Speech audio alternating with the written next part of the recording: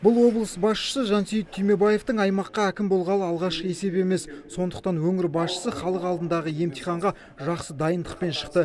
Есебін елбасының сөзімен бастап, өткен жыл атқарылған жұмыстарды жіпке тізді. Әкімнің айтуынша 2017 жыл оңтүстіктің халық үшін берекелі жыл болған. Өткен өнеркәсіп өнімнің көлемі 2,1% артып, 858,4 миллиард теңгені құраған. Индустрияландыру картасы аясында 18 жоба іске қосылып, 4 мыңнан астам жаңа жұмыс орындары ашылған. Өңірге өткен жылы 482 миллиард теңге инвестиция тартылып, бұл бойынша облыс елімізде көш бастады. Бұдан өзге білім, медицина, спорт және ауыл шаруашылығы саласында да ауыз толтырып айтарлық жетістіктер көп.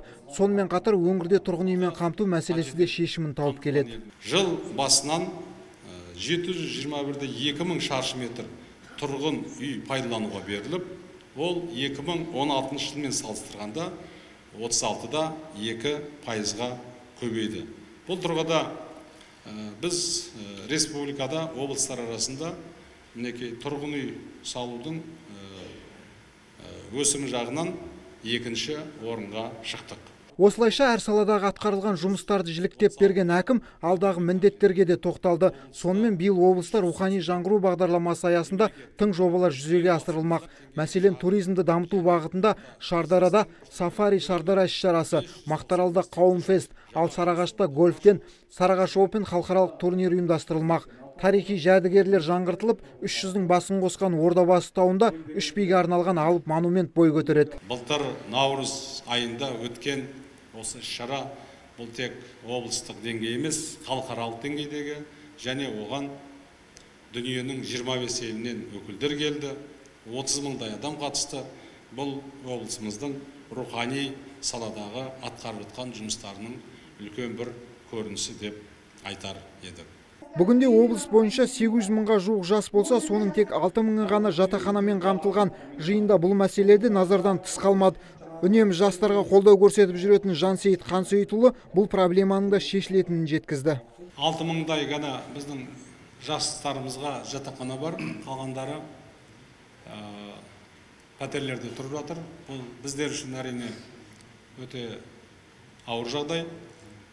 Осыған орай бірнеше қазір біз жоба дайындадық. Шетелдегі студенттер қалашығы бар. Онда тек қана бір жоғарғы оқу орны арналмайды. Түрлі жоғары оқу орындарының, университеттерінің студенттері бірге тұра береді. Оның ішінде өздерінің кафесі, асханасы, кір жуатын бөлімдері, сабаққа дайындалатын сыныптары барлығы ішінде болады.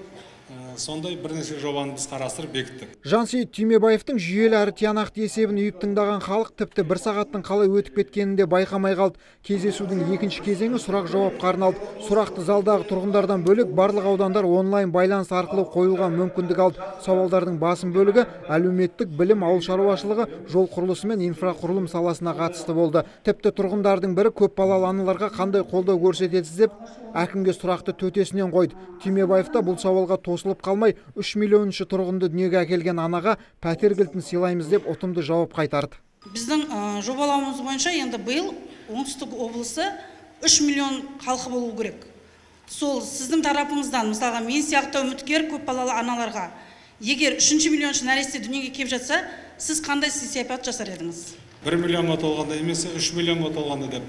Ал біз бүкіл республиканың ішінде халқы саны жағынан ең көп өңіріміз қазірдің өзінде.